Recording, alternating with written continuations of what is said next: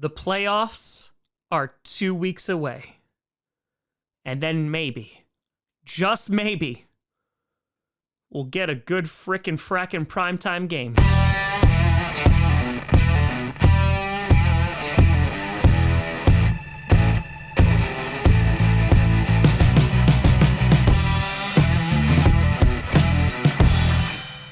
Grossi Posse Packer Nation. Welcome to another episode of Podcast, the podcast where you don't have to be Packers fan, but it sure does help. I'm your host, Tom. It's week 17. Who's good? I don't know. Grossi, and today we are going to be ranking the top 10 teams in the NFL heading into week 17, and it's starting to get a bit interesting. There's only a few spots left in the postseason in the NFC and only one spot left in the AFC. Who's going to claim it? Who knows? We'll talk about that in prediction, but for right now, top 10 teams? Yeah, it's a total crapshoot because you had massacres on Christmas weekend. You had miracles, talking about you Packers, on Christmas weekend. And here, we're just trying to make sense of it. So, starting off with number 10, they were the honorable mention last week, and now they are in the top 10, and that is the number one team in the AFC South. Spotted Kitty goes meow. You got the Jacksonville Jaguars, who about a couple months ago were probably thinking about pressing the abort button on their season, but they just messed around, had a good time, and now they're number one. I guess my thoughts on abortion are, let's just all have a good time. The Jaguars on a bit of a win streak here. They've won their last 3 straight games. Meanwhile, the Colts and Titans have lost their past 5. So the Jaguars seem to be the only team that knows what it's like to win in the AFC South. And they were able to defeat the New York Jets on Thursday Night Football. They have a meeting with the Texans this week, and then the regular season finale against the Titans, which could be for the division, but honestly, the Titans are playing the Cowboys this week, so they might blow that game. But more importantly, the Jaguars have cleaned things up. You have the offense, which is firing on all cylinders. Trevor Lawrence, 20 for 31, 229 yards, didn't have a touchdown or an interception, but is playing very solid football, and that was against a very good defense. And the star of the show was Evan Ingram on Thursday night, who probably had the best game ever in MetLife, and hell, he played for the Giants, able to will them to victory.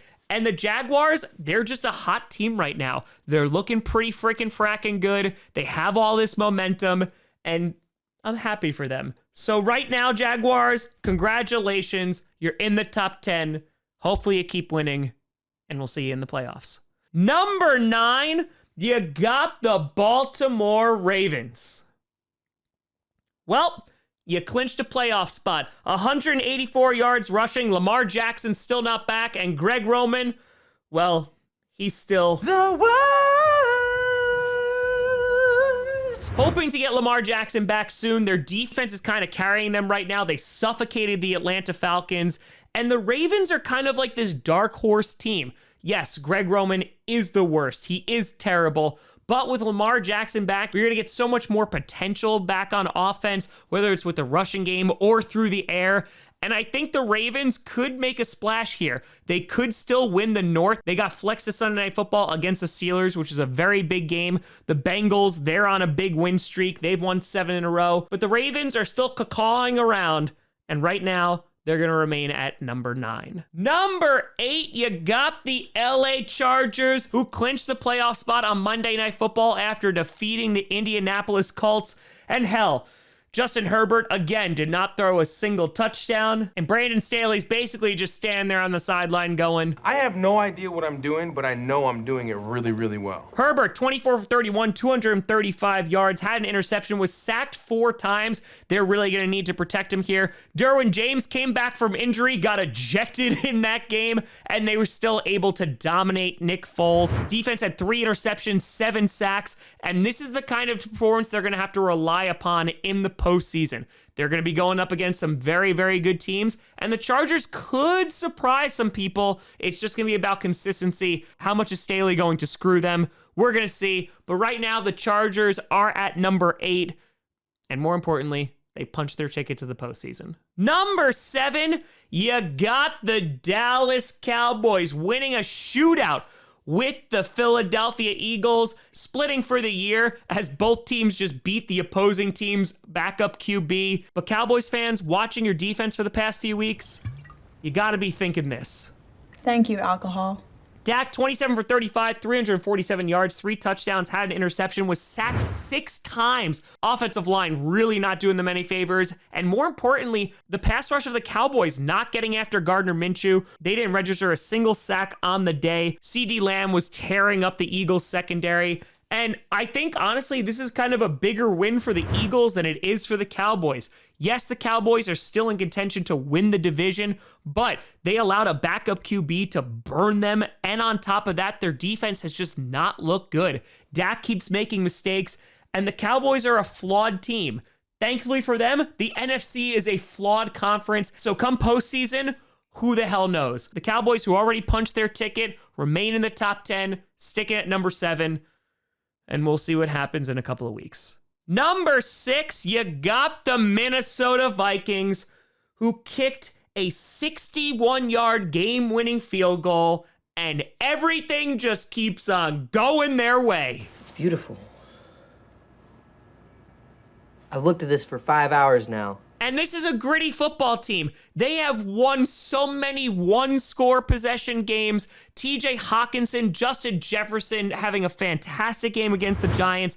Their defense is god-awful. Kirk Cousins, 34 for 48, had nearly 300 yards and 3 tutties, was sacked 4 times. And even though they allowed the Giants to come back in the game, the power of Satan really willed them through. And I just don't know anymore. The Vikings, you've come back from a 33-point deficit. You beat the Bills on a fumble at the 1-yard line. I just don't know anymore. They are playing the Green Bay mother-loving Packers next week, and I hope the Packers kick the pants off of them. But who knows what Vikings team is going to show up? All I know is it might hurt a little bit. And so, Vikings, you move up, and now you're number 6. Number 5, you got the Kansas City Chiefs.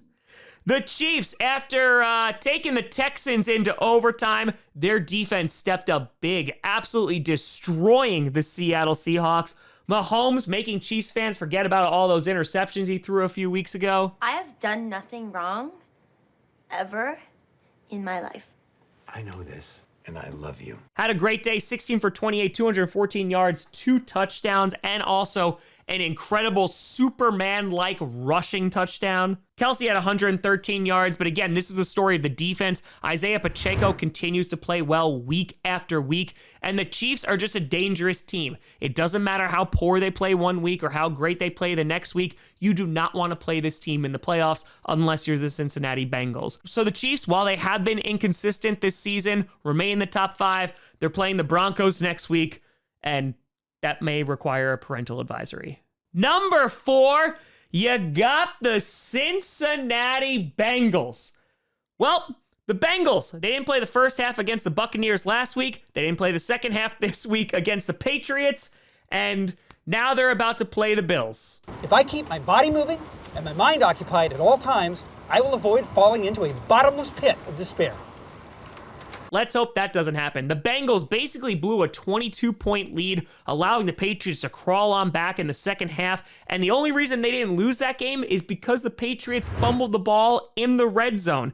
There's some concern here. Burrow, 40 for 52, 375 yards, 3 touchdowns, 2 interceptions. Really didn't have too much of a run game to speak of. The Bengals, while they keep on winning, there's just these cracks that are forming every now and then. They're beat up a little bit on defense, and even though there are those concerns, I still think they're one of the better teams in the AFC. I still think they're going to win the division. However, that's going to be put to the test on Monday Night Football, the last Monday night game of the regular season against the Buffalo Bills. That will be a game that could shift the entire conference. Can Joe Burrow pull it off?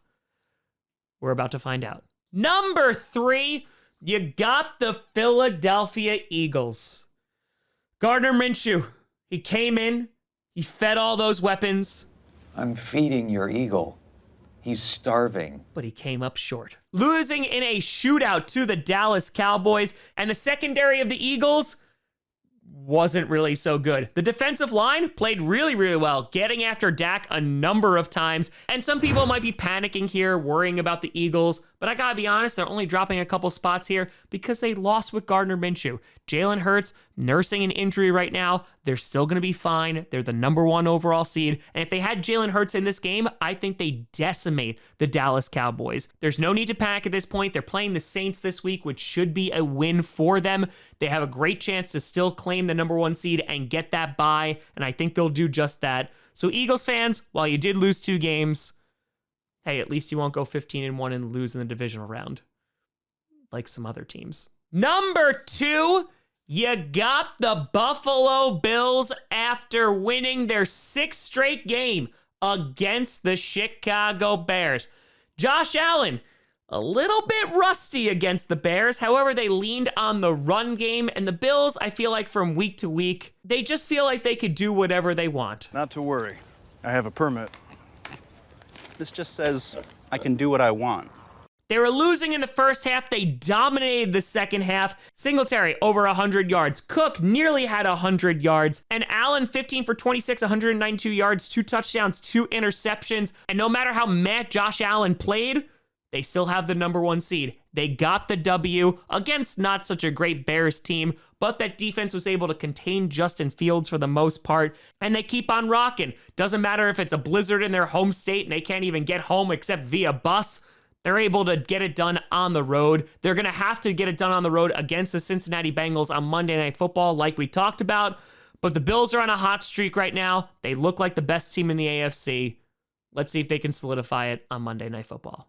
And finally, at #1, you got the San Francisco 49ers. I was debating between the Bills and the 49ers at the #1 spot, but the 49ers have the longest running win streak in the NFL this season with 8 straight wins. And hey, they kept it close with the Commanders in the first half.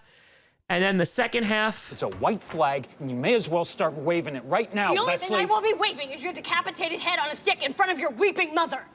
That happened. Brock Purdy didn't play his best game. The Commanders' defense definitely showed up, but this was the George Kittle show. 6 receptions, 120 yards. The defense really locked down on Washington's offense, so much so that Taylor Heineke wound up getting benched for Carson Wentz.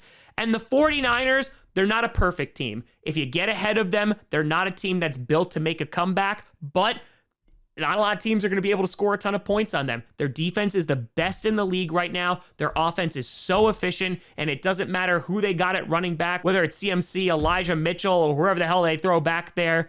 The 49ers are a damn good football team and are going to be incredibly tough to stop. They are built for January football, and right now, I think they're the #1 team in the NFL. So to recap, at #1, you got the 49ers. #2, you got the Bills. 3 Eagles, 4 Bengals, 5 Chiefs, 6 Vikings, 7 Cowboys, 8 Chargers, 9 Ravens, and 10 the Jacksonville Jaguars.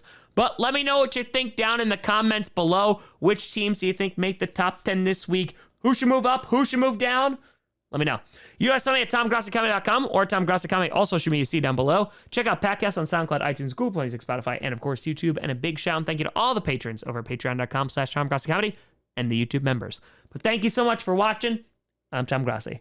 And as always, go Pack Go.